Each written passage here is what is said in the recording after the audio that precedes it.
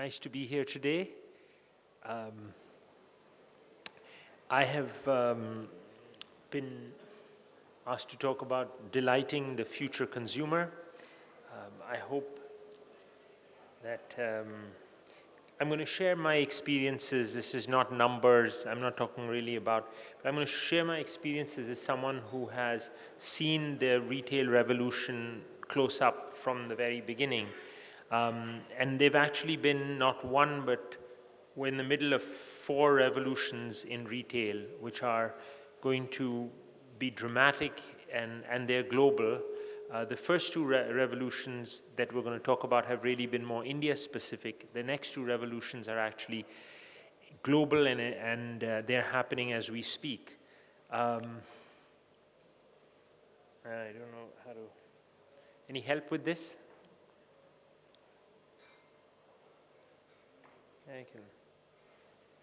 I need some technical assistance. Oh, good. So I'm going to start the clock from 1990, which is when retail really began in an organized, systematic way in the country. And they've actually been, since 1990, we're now in what I call the 4th revolution of Indian retail.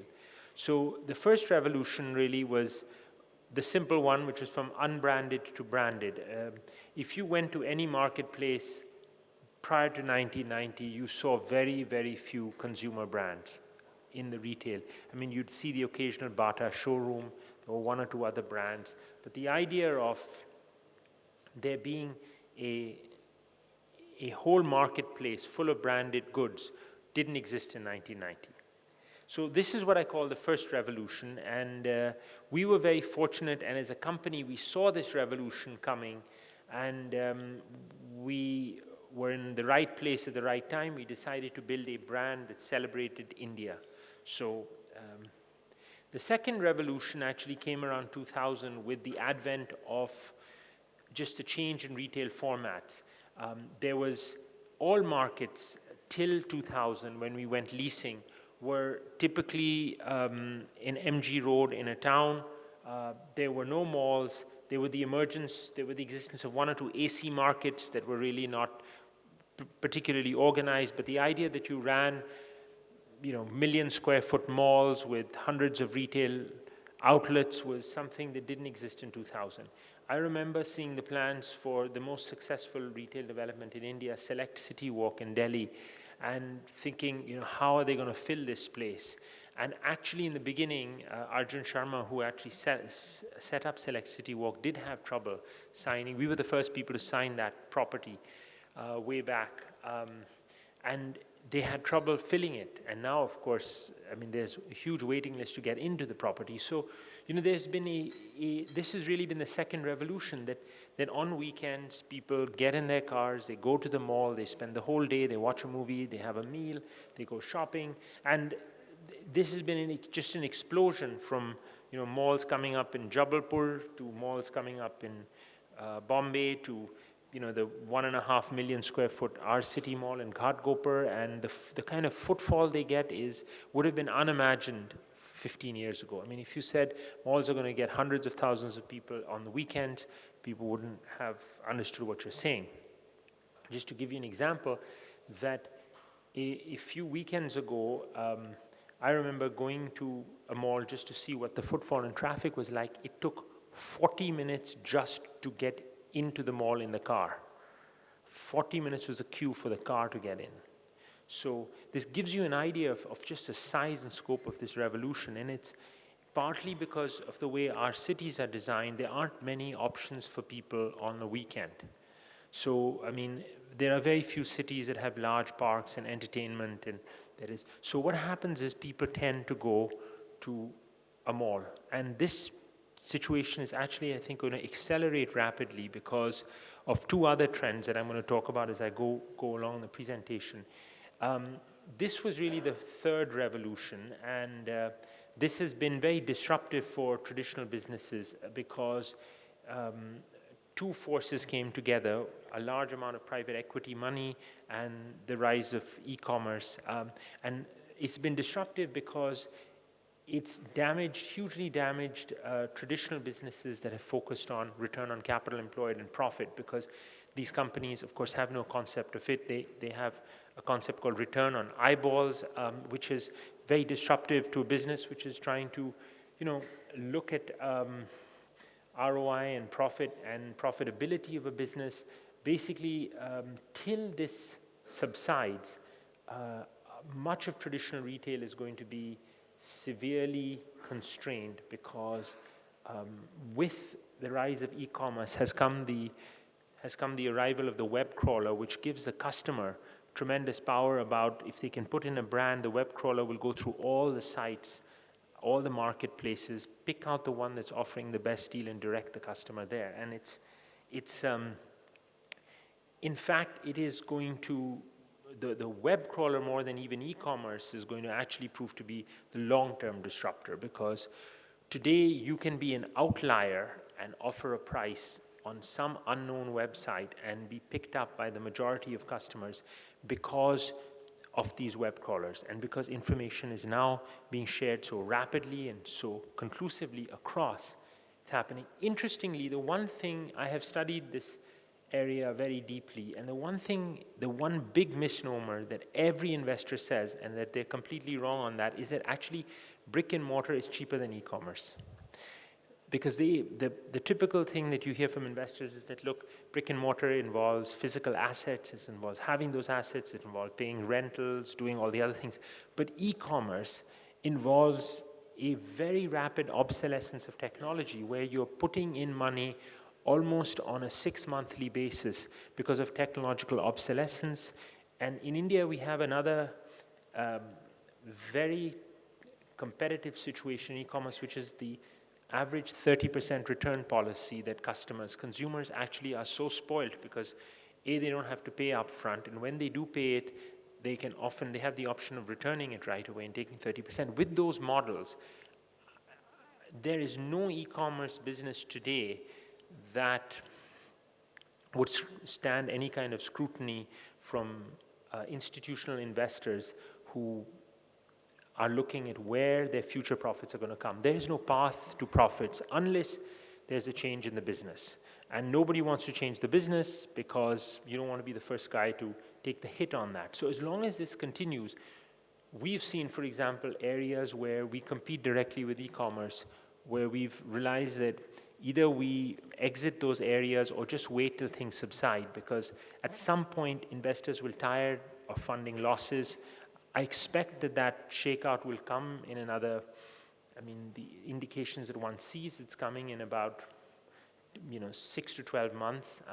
And at that point, this revolution will settle into a more pragmatic one, where e-commerce companies are forced to raise prices. As soon as they raise prices, traditional businesses that have been under a lot of threat will find that there's an ease on pressure on their bottom lines and on their business models. So this revolution has been incredibly disruptive. I think it's likely to get more disruptive before things get better.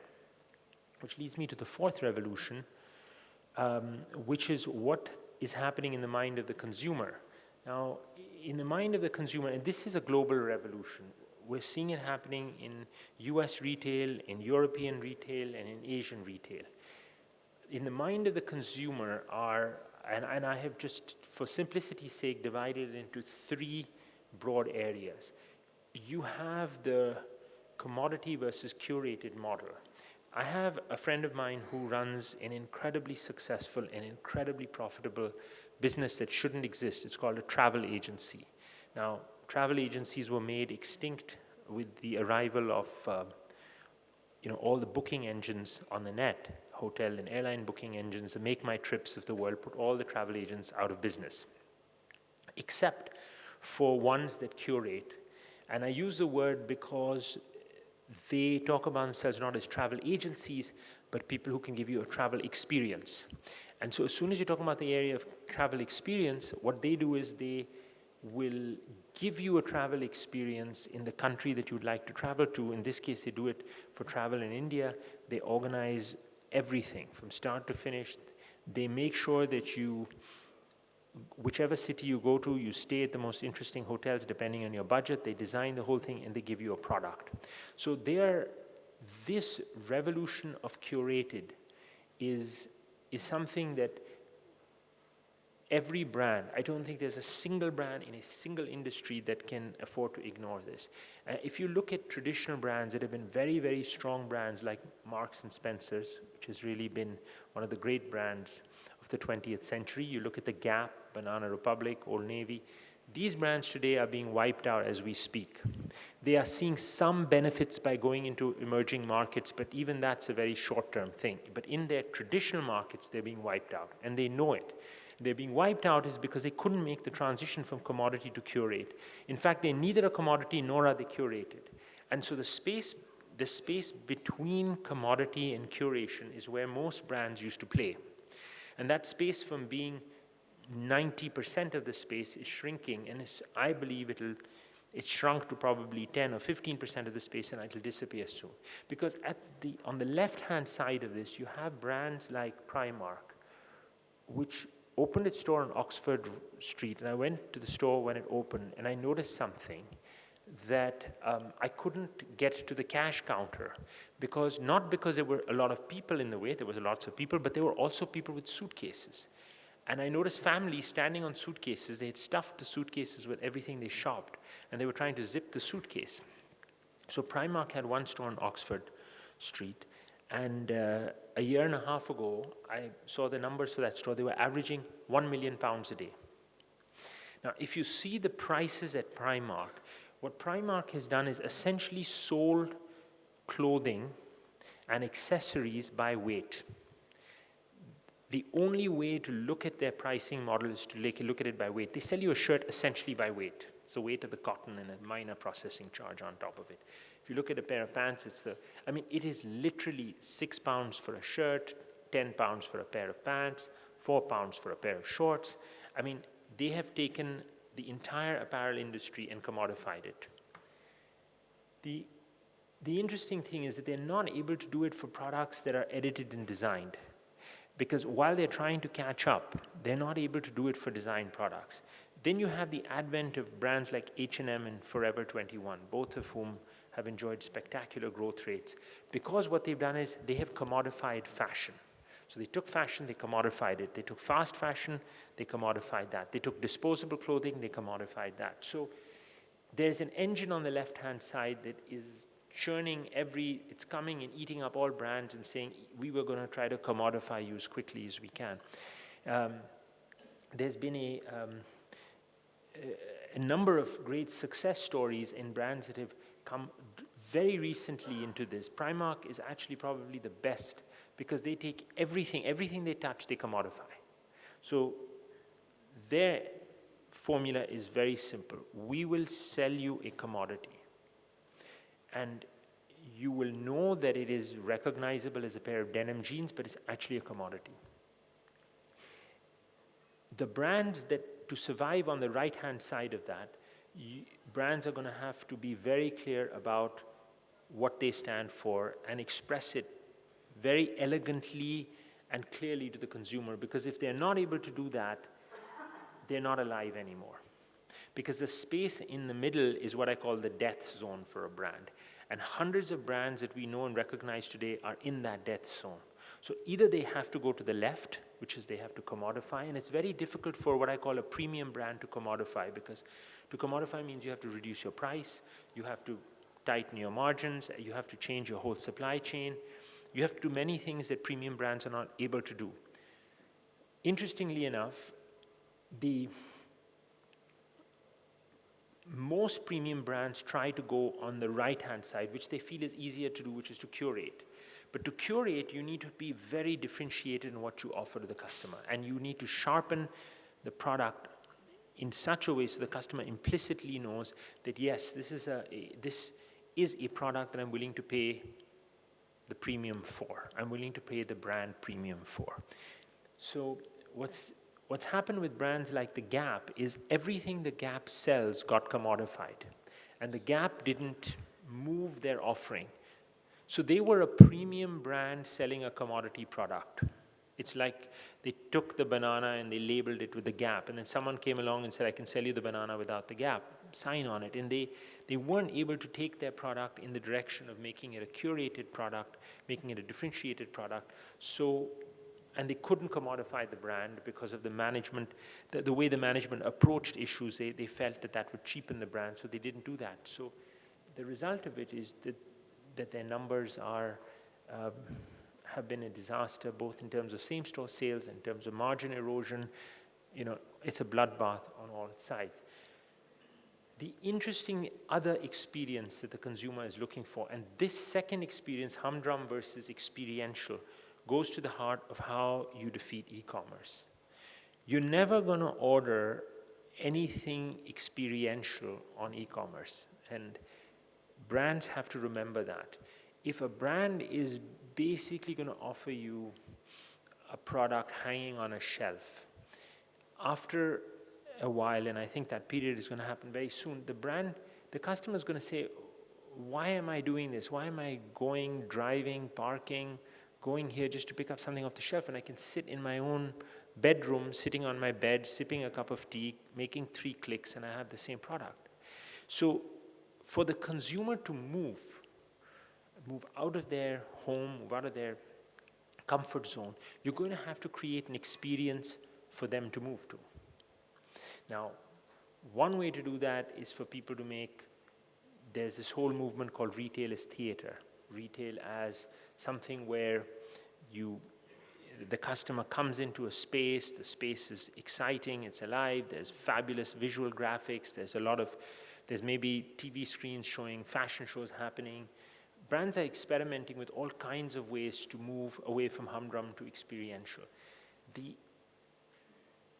essential thing is that if you look at what's happening specifically in India, and I know we were faced with this challenge in 2004 when a lot of consultants came and said that FabIndia should typically have a couple of big box stores, 25,000 square foot stores on either side of a city.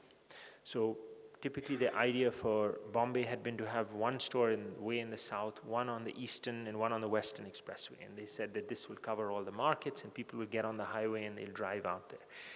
Now this was 2004 and I happened to be in Bangalore and stuck in a traffic jam, and I realized that it took over an hour to cover 3 kilometers.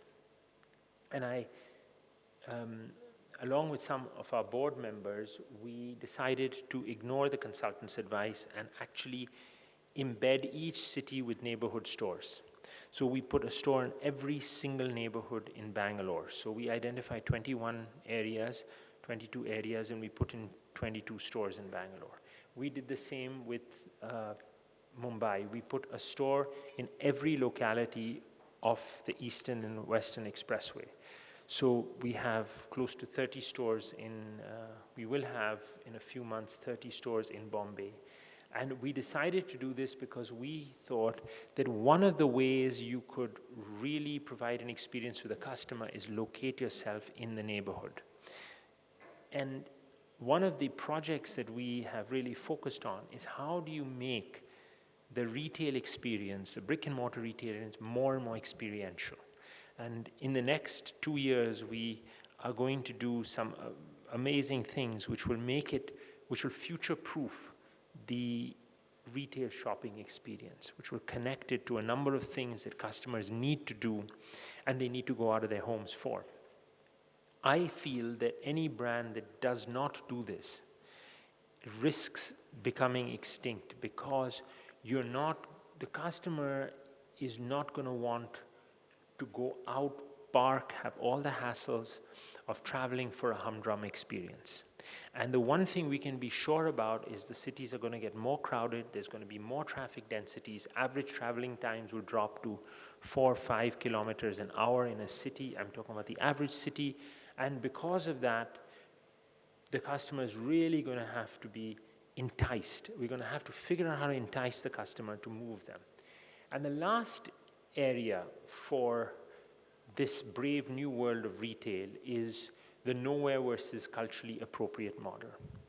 And this is something that sadly most brands haven't focused on, because the consumer today does not want to be anonymous.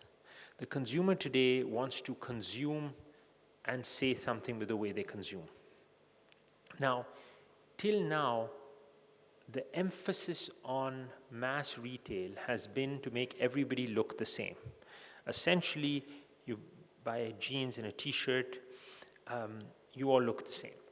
And brands have focused more on trying to have a notion of being a Western brand. I mean, a few years ago, India launched a series of brands which were copies of Western brands. And it worked for a while because the consumer was hungry for the Western brand experience. But when those same brands opened in India, we saw that the copycat brand lost a large portion of its same-store sales growth almost overnight. But being culturally appropriate is even more than that. We were going to open a small cafe in one of our stores, and typically every retailer who thinks of opening a cafe thinks of selling,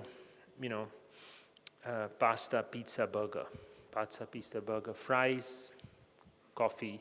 This was the combination, and this is what, but we decided to do it differently. What we did was we said we are going to actually create the best aloo ka parantha experience in Bangalore. And so we opened a tiny little cafe, and the interesting thing was that cafe today has a line of people out the door, because there are no places in Bangalore where you can get a traditional, beautifully made aloo ka parantha. And that's what I mean by being culturally appropriate. I mean, today I've been attending some meetings on the FMCG space, and everybody's shocked with the growth of Patanjali. I mean, nobody saw it coming. People have been shocked with the growth. I saw it about a year and a half ago when I was traveling in small town India, and I began to see that people were literally fighting with the Kirana store for these products, and the Kirana stores didn't have them, and they said, nahi, hona chahiye aapke paas, ye dantun honi chahiye, ghee honi chahiye. And I was thinking, they're going into the territory that has been dominated by Procter & Gamble, Lever, and the amazing thing has been that they are going to be, and I have no doubt if they can execute, they will be a couple of $2 billion in the next 2 years. And brands, some of the world's best brands that have taken 20, 30 years to establish market share in India, are faced with an upstart who within 1 year is aiming to sell 50% of their volume, and within 3 years the plan is to exceed them. This is because they came into what I call a culturally appropriate space. And when they came into that culturally appropriate space, it resonated very strongly with the customers. And one of the things that retail has to do in this age of nowheresville, where you go into any restaurant today and any hotel in the world and the menus are all alike, is that this homogenization has produced in the mind of a customer a desire for difference. Customer is hungry for difference because everywhere around them they seek homogenization.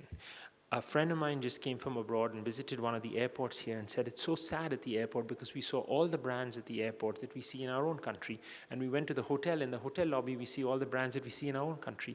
Aren't there local brands here? And I said they used to be in that hotel. There used to be local brands, but the hotel owners thought it would be classier to have some luxury brands, so they gave them space. And sadly, it became a nowheres hotel. I mean, you walk into the lobby and you could be anywhere because the brands out there could have been, you could be in Milan, you could have been in Rio, but the culturally appropriate brands were missing. Interestingly enough, when the Mumbai International Airport decided to put a museum of everyday craft and a museum of everyday art in the international terminal, it became world news. Normally, terminals aren't world news. They're only world news when people have to spend a lot of time transiting through the terminal. But Mumbai became world news because people began to talk about it. So in any brand, in any experience, and connecting with culturally appropriate symbols for the brand becomes vital. So we've been doing, I'll give you an example, Nehru jackets for 20 years.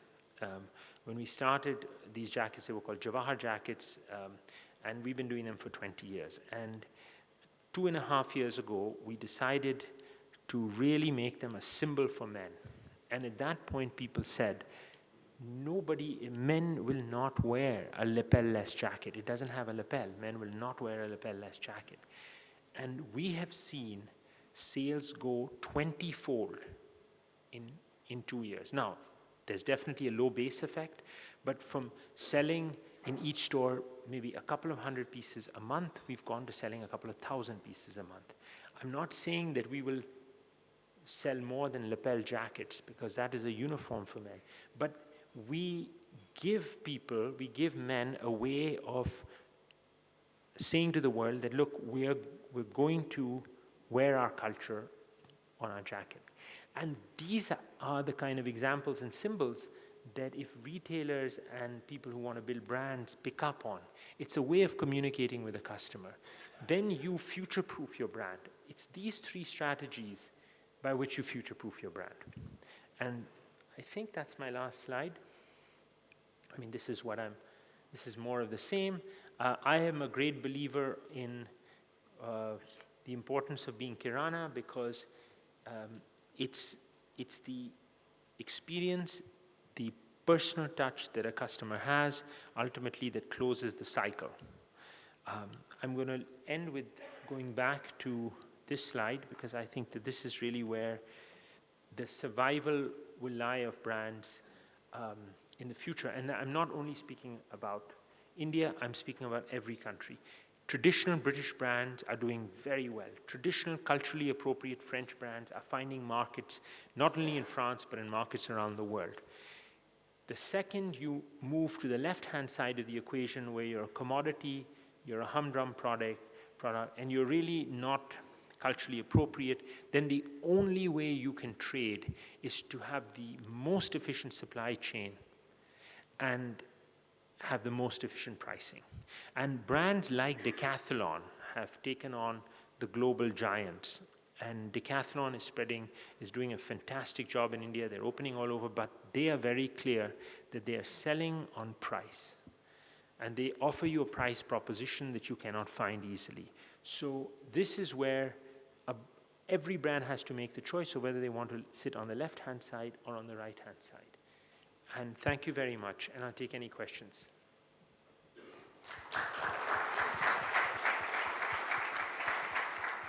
Thank you, Mr. Bissell. Questions from the audience? Yes, gentleman in the front row. I think we should give him a prize for asking the most number of questions. Yeah, thank you. Thank you for giving me so many chances. Looking at culturally sensitive products, 10, 11 years back, Levers tried its hand in India at Ayush, and it fell flat. They again tried it a few years back and it fell flat. Would you agree that Patanjali is succeeding partially because not only it has hit on the culturally sensitive part, but also the VFM part, which Levers, given its structure, could not touch? So it is the overlap of these two which is making it succeed. Yes, it's the overlap of both the things you've talked about, and it's also the timing. Timing is everything.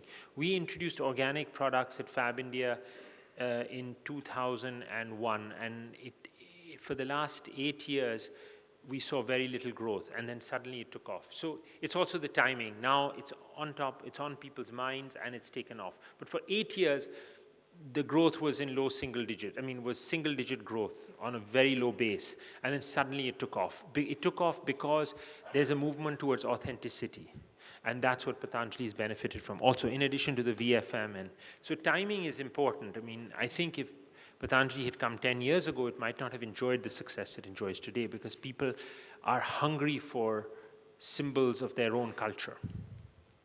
If I may. Yeah, please go ahead. Yeah, a question on, this was on brands, but looking at supply chain for brands, for example, if you would agree, Walmart succeeded in having an efficient supply chain, Zara succeeded in delayed differentiation and flexible supply chain. To reach the criteria that you have said, is this the time to have a more flexible supply chain built up for retail rather than an efficient supply chain? Is that going to be a competitive advantage? So a supply chain can be a business differentiator as well. In our case, our supply chain is very, very complex because it brings a huge diversity of product. It brings 90,000 SKUs to markets. And it is a very complex supply chain. So if you're looking at efficiency, I would only caution one thing, which is that if your supply chain is one of the reasons why your business is differentiated, be very careful about making it too efficient, because in making it too efficient, you might lose the product that gives your business the actual difference, which is why the customer opens their wallet. So it's a tricky thing because our supply chain, strictly seen from the efficiency point of view, is inefficient.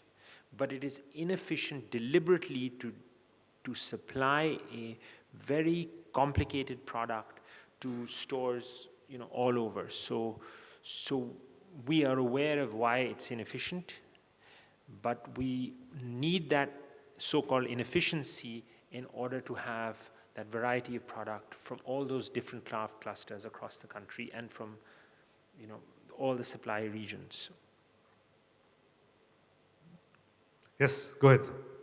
Yeah, I'm giving you some tough competition for the prize. I'm Vikram Bajaj from Amrit Corp. Mr. Bissell, you spoke about the organics product.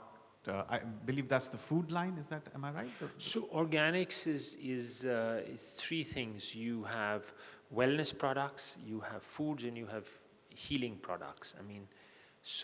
It's really, and healing/weight loss. So really it falls into three different areas. And so we are actually in all three spaces. So in the last couple of years, you say that you've seen a different trajectory of growth. Is that true? There's a huge consumer awareness that started, that you need to live healthy, you need to eat healthy, you need to eat less processed foods, and all of this has been very good for our business and the future of the business. And I expect that it's just the beginning. I think that this is really the beginning of a huge consumer movement into healthy foods. Okay, because I somehow got the sense a few years back that maybe this was an area that you might even exit. But it seems that now things have turned a corner and you're not fazed by the Nature's Baskets and so forth. No, there are very few organic players in the country, pure organics, and because of how long it takes to certify organic, and what we are seeing is that more and more households are shifting part of their buying into organic, especially in the upper middle class. The numbers are still tiny, but I think the compounded growth rate on those numbers is probably something to the area of 30 to 40%, that's the growth we're seeing in the business. Great, thank you. Any other questions? Mr. Bissell, I've been a FabIndia customer myself, and like many people in this room. How many people in this room have bought a FabIndia product at least once? Okay, that's 100% coverage in this room. I've been a customer since the last 25 years, 20 plus years. And you went from clothes to furniture to toiletries and soaps to foods. What is the guiding principle across all these categories? What are the commandments of FabIndia, as it were? So we broadcast on a frequency where we look at customers who are interested in authentic, natural products. We broadcast on the frequency where we're interested in customers who want products that celebrate India, and we're broadcasting on the frequency where customers who want a story behind the product. So when you take this group of people together, they're our core group. And we have extensions to that core group, but definitely they are our core group. And one of the things, one of the jokes making its way around the internet, of course, is that, in the old days, most politicians during elections would go shopping at FabIndia, even though many of them would not normally have worn it, but they all dutifully wore the kurta, pajama, the Nehru jacket, they bought the juttis and they went off campaigning. And we used to always joke that, in some elections, our sales used to go up. And the thing is that you need to be a little bit, I don't like to use the word elitist, but you always need to say that this brand is not for everybody.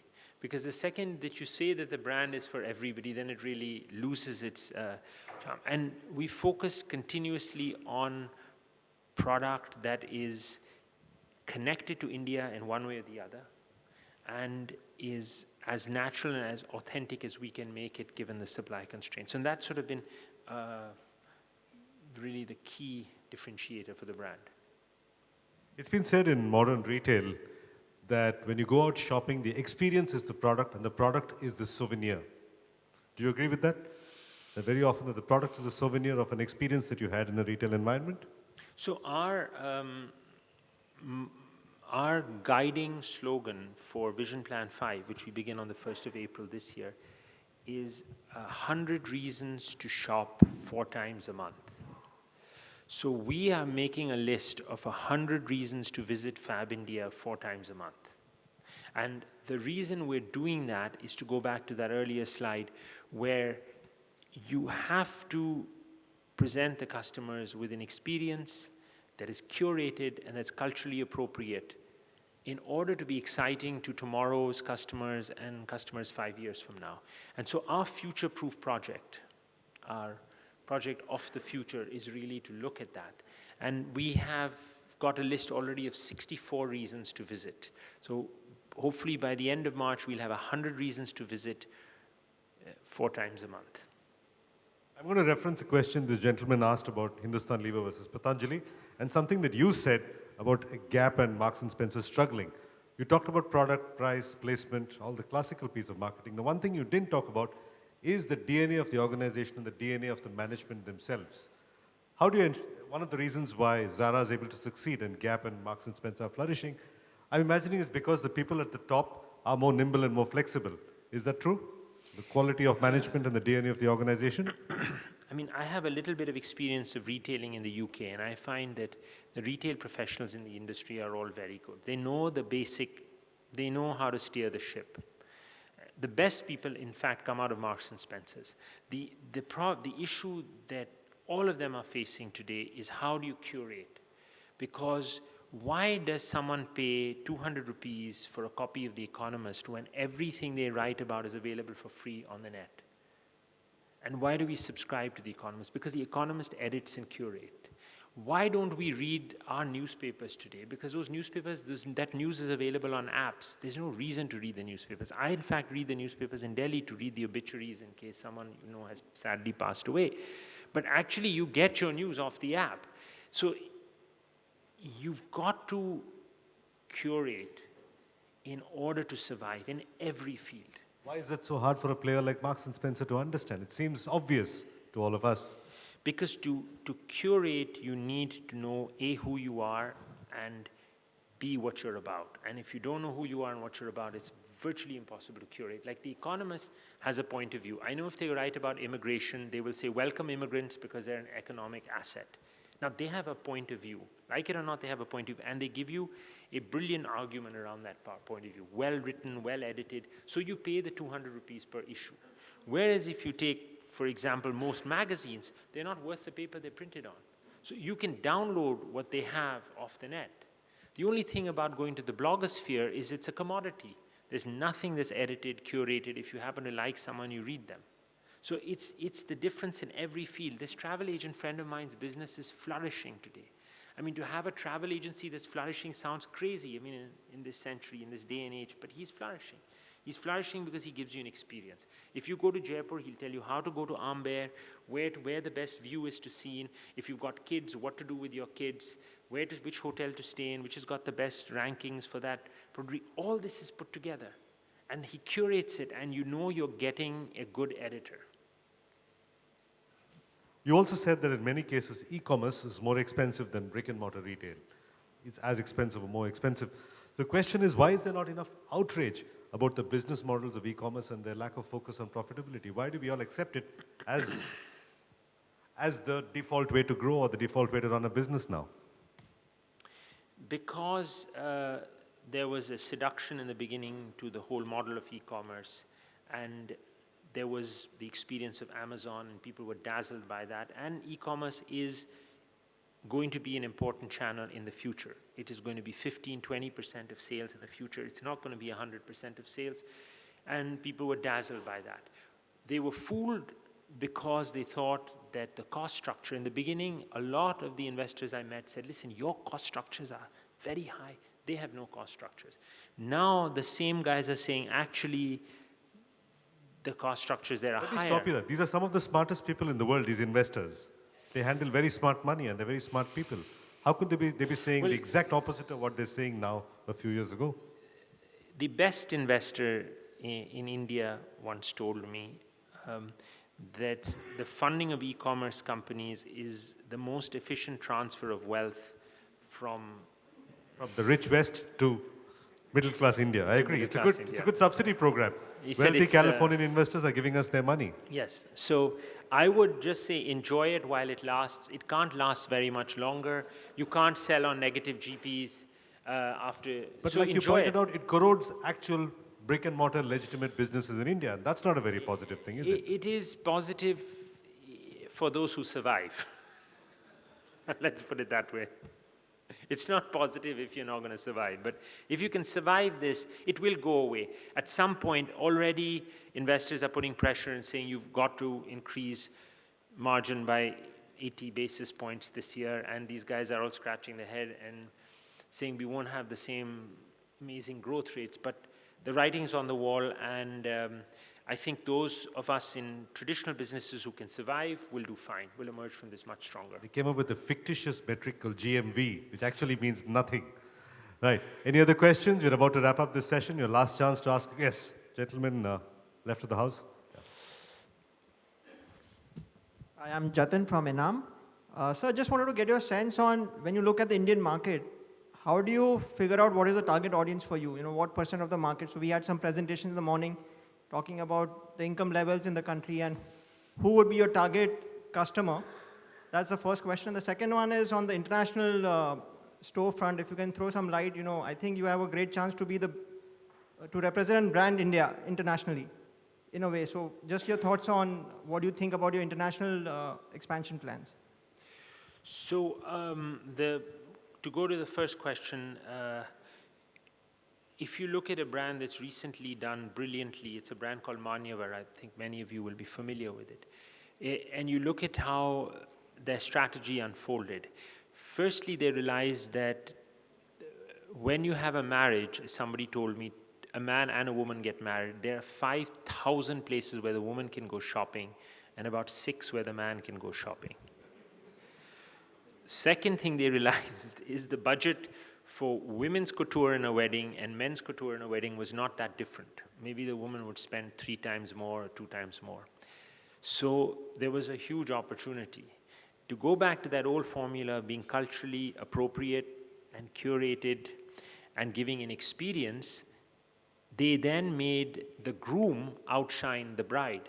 So typically in the old wedding photographs, if you saw the wedding photographs in the 90s and the early 2000s, the groom would have been wearing a blue suit and the bride would have been resplendent in a lehenga choli and looking fantastic with beautiful jewelry and all that, and the groom would have been. Today when you look at the same picture, you see the groom looking fantastic with a Zardozi outfit and a safa and every kamarband and the whole works. And the bride is actually looking, okay, the same, but you know, he's given her competition. And that brand, the brilliance of that brand was it actually went to a whole underserved market, made it totally culturally appropriate. I mean, I have been to wedding after wedding where the groom has been dressed in that brand. And it's a fantastically smart strategy because 50% of the market was not served. And you've given them a culturally appropriate way because most men said, I don't want to get married in a suit. I don't want to get married in a suit. So then they shifted to the bandgala, which ended here. And then they went to the sherwani. And then because the sherwani actually gives you a whole canvas you can do a lot on. Then they went to the safa, because of course you wanted to look like a Raja when you got married. Then the safa accessories. The safa accessory business itself is 50 to 100 crores. and people who in Old Delhi who make those are telling me that, so then you went for the kamarband, so before you knew it, the man was spending, 6 lakhs, and then, as I said, if the groom is spending 6 lakhs, then his yards need to spend at least 2 lakhs each. So before you know it, you had a 40 lakh proposition for the man. And it was curated, it was culturally appropriate, it used all the symbols. And so I think there's so much opportunity for brands like that. I mean, I just think the field is very open right now in the country. His second question was about international expansion. FabIndia being a metaphor for brand India outside the country. So I stood in a mall once in Asia where there were a lot of Chinese customers, well-educated, and I asked them when they heard India, what did they think of? And basically they thought of 4 things. They thought of yoga, funnily enough, that came up first. They thought of Maharaja. They thought of Taj Mahal, and they thought of Bollywood. So I said, okay, there's yoga, Maharaja, Taj Mahal, and Bollywood. And this is the average Asian's view of India. I just asked mostly Malaysian, Chinese youngsters what they thought of India. I said, it's not a survey, I'm just asking you. And all these 4 things came up. Many of them had heard Bollywood songs. They all knew about yoga. They'd all heard about Maharajas. And of course, everybody heard about the Taj Mahal. So the thing is, when you ask someone about an Italian brand, and even it can be an Italian brand owned in another country, but as long as it has an Italian name, it conjures all kinds of other visions. So I think one of the difficulties we have is how do we culturally take a space when you're representing a brand. And what we've done is we've gone to a global high street in Singapore, and we're testing a concept to appeal to a global customer, but without losing our inherent Indian anchor. So we've tried to do it. So far, we have not been successful. The store is, we set a target on sales per square foot, which we're very, very far away from. But we're going to keep at it till we crack it with the global customer. And then when we do, we will open globally. But right now, our numbers don't justify a global expansion outside India. We have time for one more question, if we have one from the audience. Okay, we have one more question. I have one more question. You were established in 1960, and it's the year 2016. It's taken, 56 years? Why don't we have a viable competitor that's snapping at your heels, which competes with FabIndia across all its categories? Do we have a viable competitor first? So just to put it in perspective, from the business was an export business till really 2000, because there was not much retail market in the country, and certainly there was no organized retail till these 4 revolutions happened. As far as full spectrum competitors go, I think that our strategy, one of the key differentiators has been the complexity of the groups we deal with and the way we do it. So in each field we have a competitor, but I think it's hard to have it in every single field. Like in furniture, you could say we have a direct competitor in Urban Ladder. In organic foods, you could say we have a direct competitor in 24-letter Mantra. So we have, in each sector, we have at least 2 to 3 firms that are doing a brilliant job and keep us on our toes. But to do it across 90,000 SKUs, that's really been our strategy. And thank you very much for all being customers. It's really made it worth my while coming here. Thank you. All right, William Bissell, thank you very much.